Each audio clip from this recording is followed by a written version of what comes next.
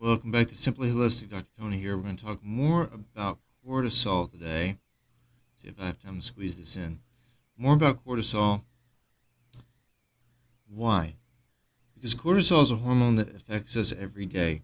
This is not just, it's known as the fight or flight hormone, but this is not just a stress time hormone. It's not just about stress. Granted, we live our daily lives under stress, most of us, most of the time.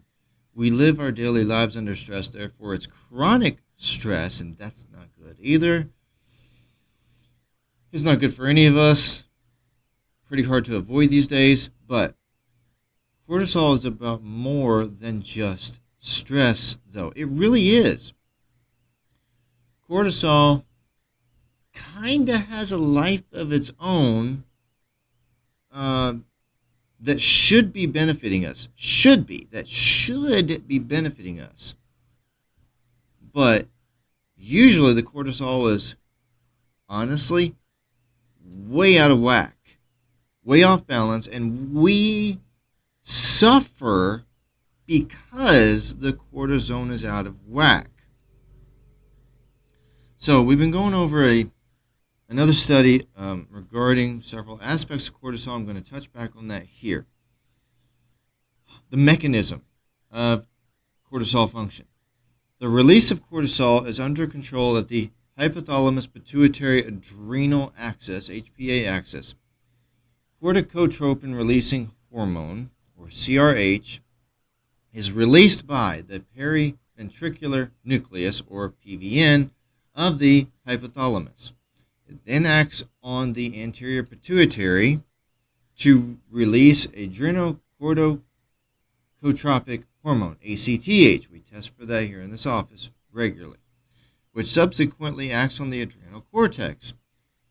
We look for tumors with that hormone, by the way. So in a negative feedback loop,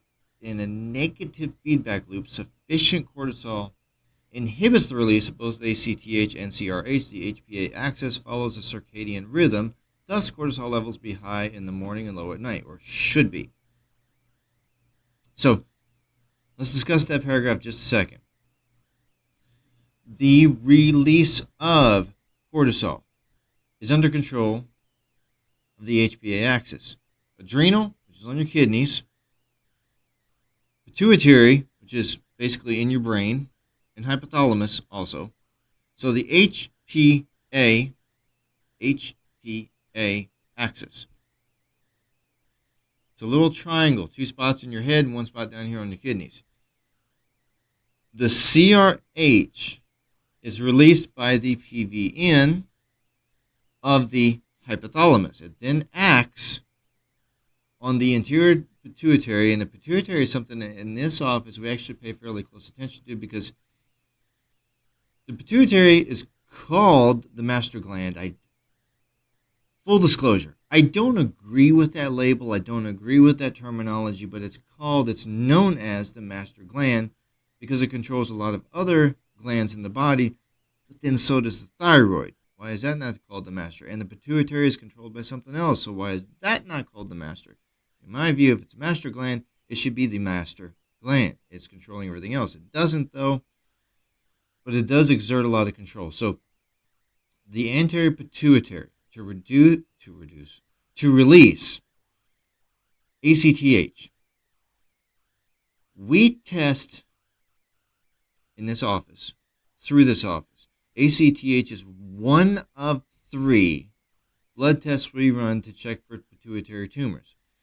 Pituitary tumors are a fairly common test that we work with here because most of the time we are ruling the tumor out and gets it out of the way. It's not even on the radar anymore most of the time.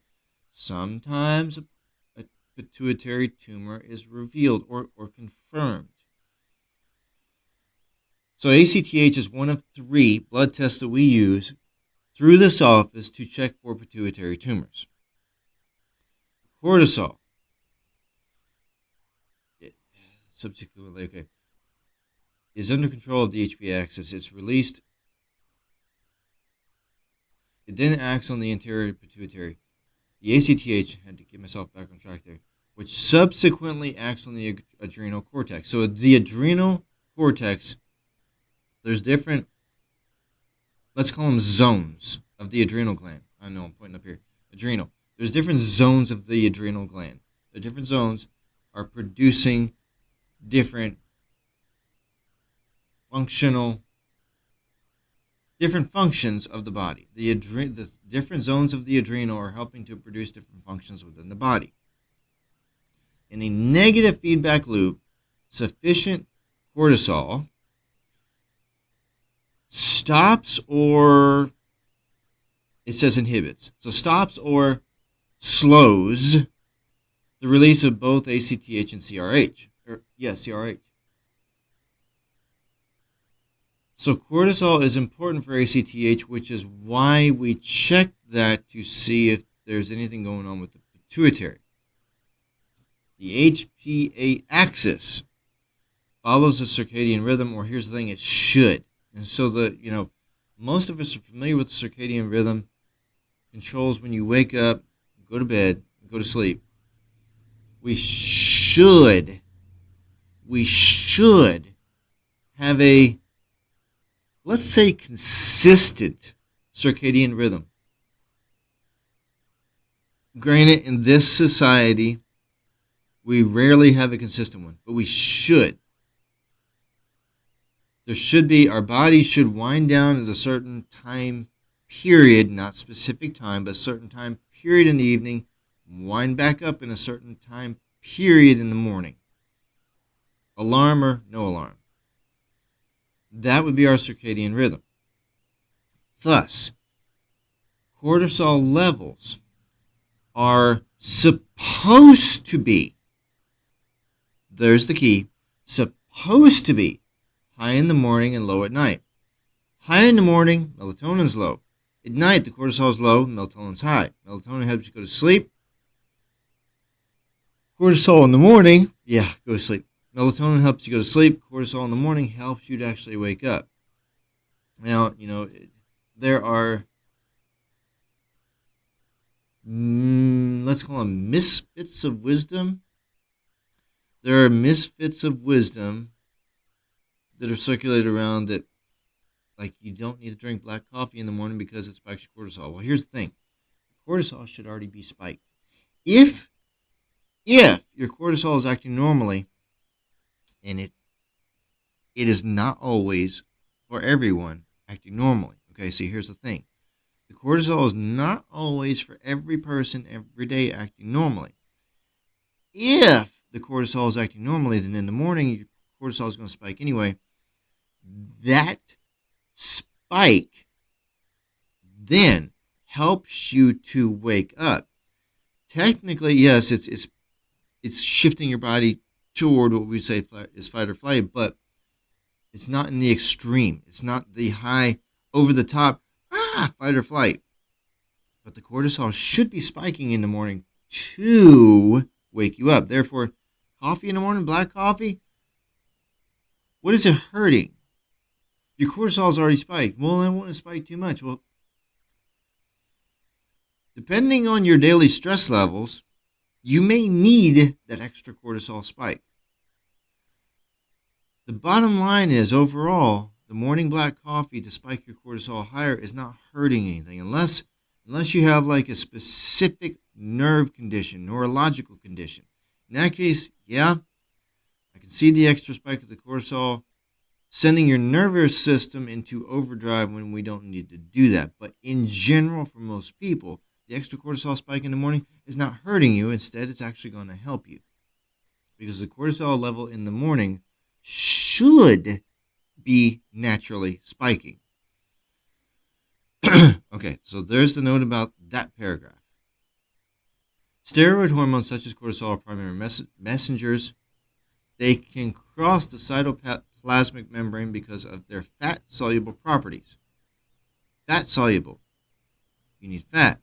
Cell membranes are composed of phospholipid bilayers. These prevent fat-insoluble molecules from passing through.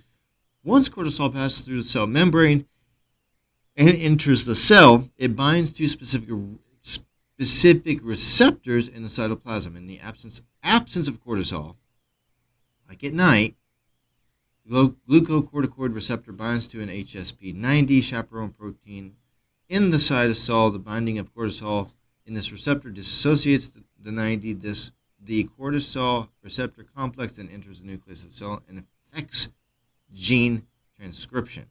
Okay, so the gene transcription is another story. Steroid hormones such as cortisol, steroid hormones, all your sex hormones, which, by the way, are also made from fat, from cholesterol, which is a fat. Cholesterol is a fat. These are made from cholesterol, which is a fat, so they're made from fat too. Cortisol and sex hormones are made. You need cholesterol in your body. You need cholesterol in order for these hormonal levels to be normal. We suppress the cholesterol, the hormones go into the tank. Okay. Primary messengers. They can cross this membrane because of their fat-soluble properties. Okay. They're made from fat, from cholesterol. The cell membrane is composed of fat. These messengers, these hormones, by the way, the messenger is a hormone. These hormones can cross through the cell membrane because the cell membrane is fat, composed of fat. This is fat-soluble properties. In other words, it uses your fatty tissue. In order for these messengers, these hormones to work, they use your fatty tissue made from fat. They use your fatty tissue to work, to communicate. They can move through the fatty tissue. If it was water-soluble, it would need water to activate, to work. This is fat-soluble, therefore it needs fat tissue to help, to operate, to work, to activate. So cell membranes, okay, they can cross the cell membrane because of their fat-soluble properties, because they need fat to work. Cortisol, to work properly, like your sex hormones, to work properly, needs fatty tissue. Cell membranes, fat layers, these prevent, it says fat insoluble. These prevent fat insoluble molecules from passing through. So certain vitamins are water soluble. They need water to work. So those particular vitamins aren't going to pass through the same cell membranes. These particular vitamins aren't going to pass through the same cell membranes because they need water to work, and this cell membrane is fat. It needs fat. The cortisol is going to go in there. The vitamins are not. Once cortisol passes through the cell membrane and enters into the cell, it binds to specific receptors. This isn't just a cortisol thing.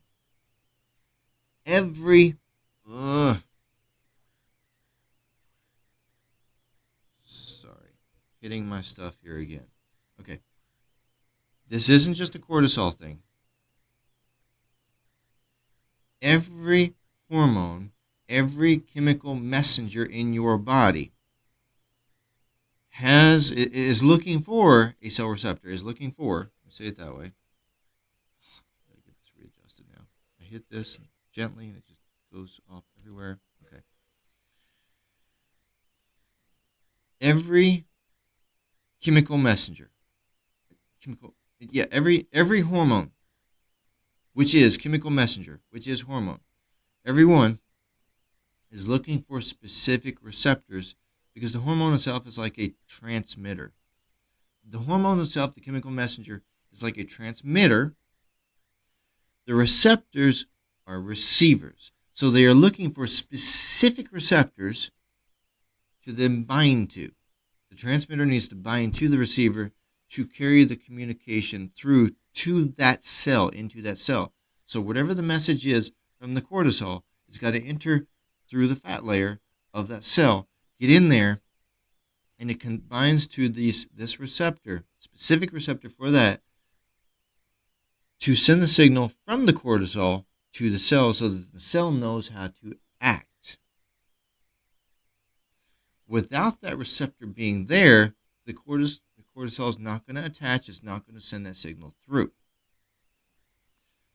So the bigger picture of that, not just with cortisol, every one of your sex hormones is looking for a specific receptor for them. Estrogen, progesterone, testosterone, all of your androgen hormones are looking for specific receptors for them as well.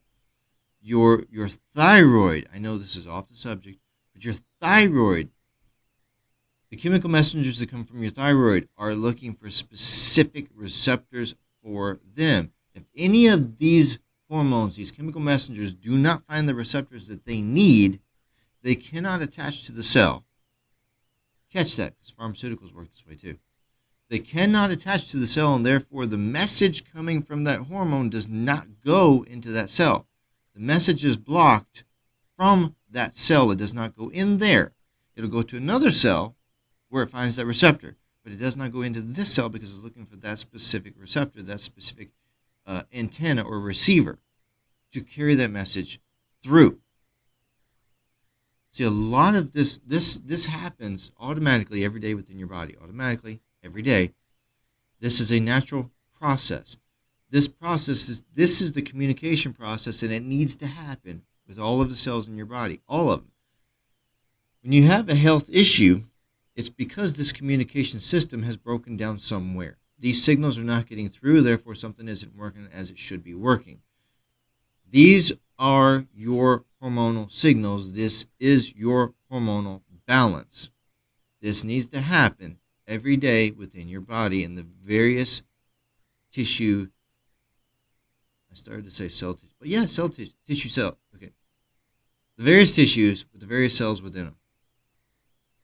So, can I pull back from that tangent? Come on.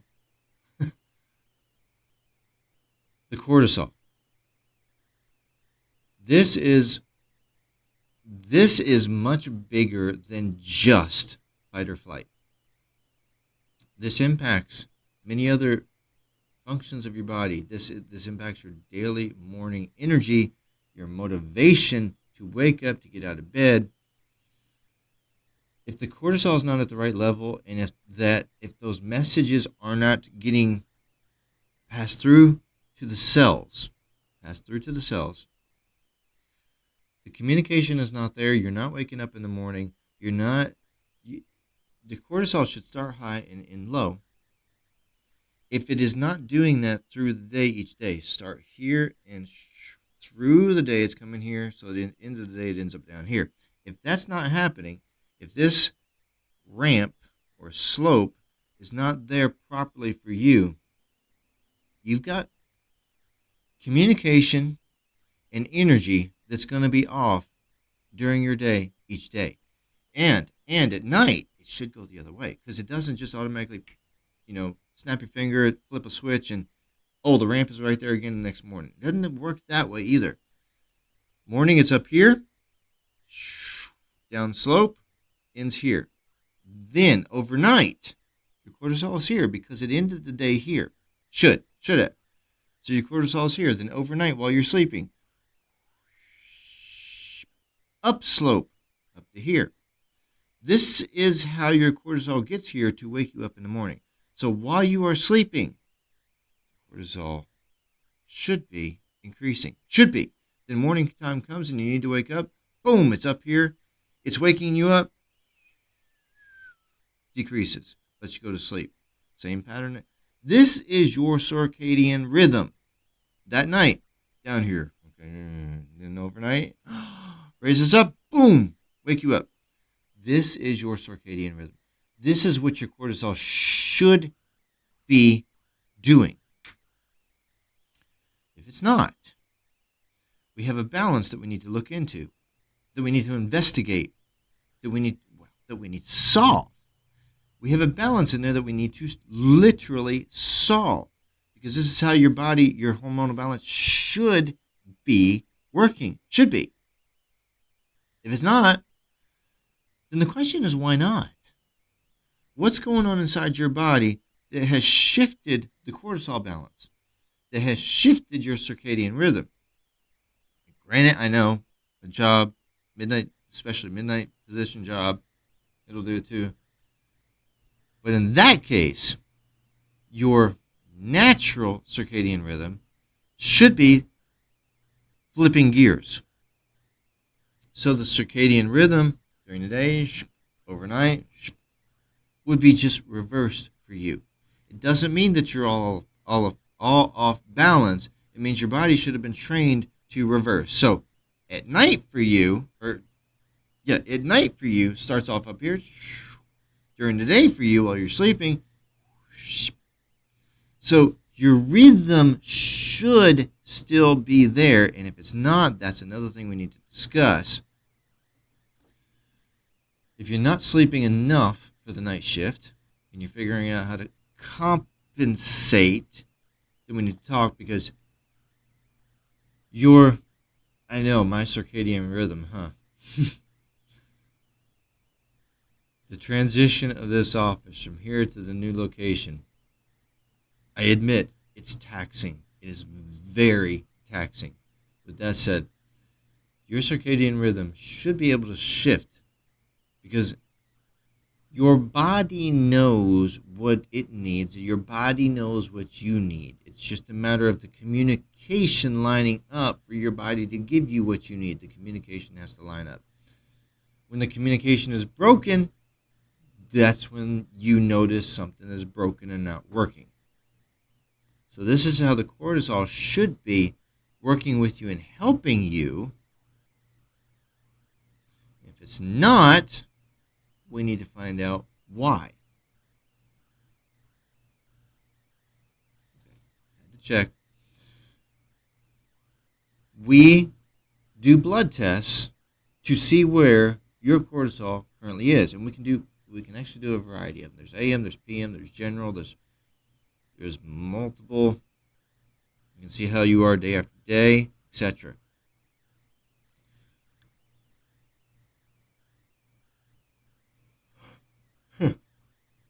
Okay. This alerts us of things like Cushing's syndrome,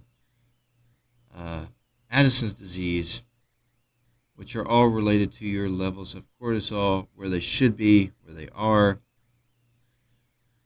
Cortisol levels are continuously monitored in your body, by your body, so that it can maintain homeostasis. That flat level, straight line where it needs to be. Unregulated levels, as we were just talking about, can be detrimental. There are diseases that come with the cortisol being out of balance. Hypercortisolism, which is Cushing's syndrome, too much cortisol. Hypocortisolism, adrenal insufficiency, or like fatigue, known as Addison's disease. And we will talk more about these at this point in another video. Too much to get into there right now. But come into our office, we'll get your blood testing done. If we suspect, or if you suspect your cortisol might be off, communicate that with us and let us know. We can easily set up tests to check and see where it is. You can set up some general tests. You can go right away, get your blood work done. No issues. We'll get the numbers will come in, start the next day. No issues there. We can check and see where you are. Honestly, in my view, it's better to know than not know. If you're going day by day going, I wonder, could it be? I wonder, could it be? The next day, I wonder, could it be? If you do that every day, I wonder, could it be? Is it? Could it be? It's better to know than not know. Let's get it tested. Let's see where the numbers are. Let's check it out. We're not hurting anything by getting the blood test drawn and seeing where your numbers are. Not hurting anything at all. Nothing, no damage done to your body by seeing that.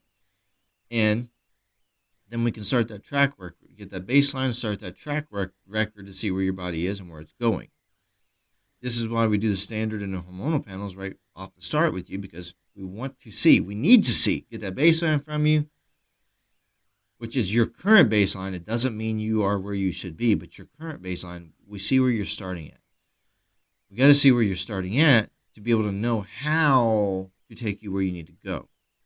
So come on in here. Okay, find us. It's just simply holistic, okay? Get into our Simply Holistic office. Let's get your blood panels ordered, get them run. Let's see if we need to include cortisol with you. Maybe we do. Maybe you're just curious about it. And as I said, if you are, either way, we can do it. It's no problem to add that on. We can see where your numbers are. That will tell us if there's something there that we need to be aware of, or we can just rule it out. Confirm or deny. Confirm or rule out. Not deny. Confirm or rule it out. That's what we use all these different blood tests for. Confirm or rule it out. So have a suspicion of something else, confirm or rule it out. We can run your cortisol numbers just to see. If they're all good, great. Great for you. If we then need to shift gears and look at some other cause for your condition, great. Because then at least then we know it's not the cortisol. We can look at other aspects aside from the cortisol because we have it ruled out. If the cortisol number shows something, by all means, we will start treating that. So you get the test run, we see where your numbers are, we go accordingly. Okay? I mean, that's what we do every day here in this office. So find us at Just Simply Holistic. Get our intake papers filled out. Would be helpful if we see them ahead of time. Get yourself in here. Let's go through the initial exam. Let's get your initial blood work set up. Let's get you done with it. If we need to throw cortisol in there too, we can. Get your follow-up set up so we come back and we review all these numbers. If your cortisol shows that we do need to address some health issue related to the cortisol, then we can start doing so. Take the appropriate action for your body. Okay, so with that said, I did say find us at Just Simply Holistic. Get into our Simply Holistic office. Let's see where you are, especially with these cortisol numbers, because, again, the cortisol impacts more than just fear mode. It impacts your everyday life. It goes with your circadian rhythm, or should. It impacts your everyday life. If you have trouble waking up, let's get the cortisol numbers run. All right? We look forward to seeing and serving you soon.